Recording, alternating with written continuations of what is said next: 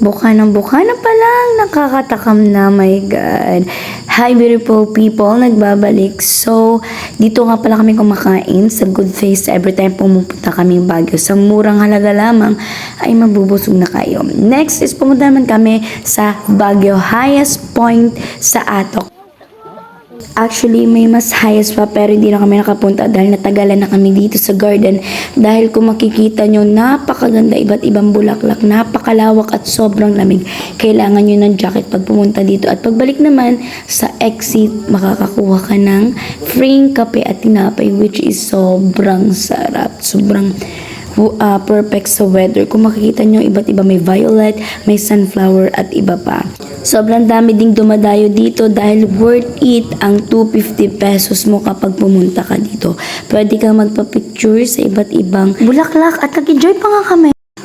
Moment like this. Sa sunflower tayo magmo-moment, you know? At hindi muna ako mag-iingay. Ipapadama ko muna sa inyo ang ganda at feeling relaxing. My God, ng mga flowers. Kailangan mo din talaga ng tiyaga para makita mo ang mga magagandang bulaklak dahil napakataas nito. May mga bato-bato at may hilo ka kapag ikaw lamang talaga mag-isa. Kailangan mo rin siguro ng tungkod o kaya di kaya ano pang hinihintay nyo, bumisita na kayo dito sa highest peak sa Ato.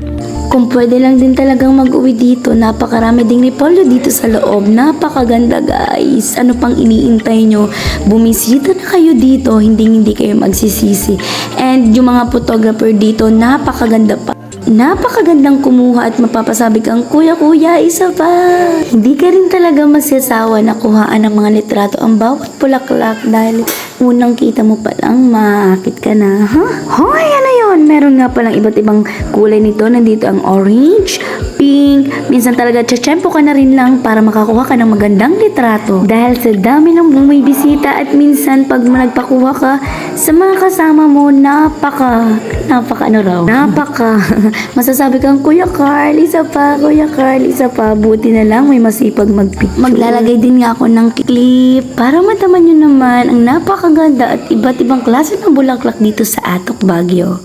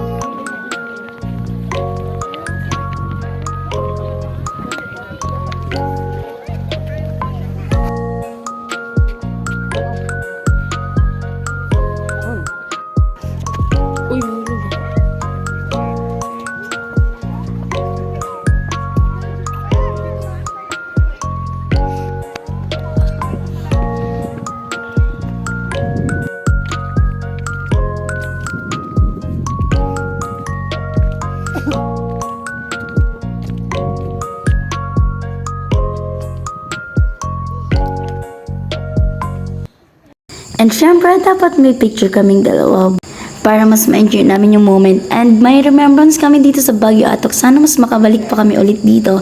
And guys, yun na nagtatapos. Sana i-support nyo ako. See you on my next mini vlog. Yay! Punta kayo dito, guys!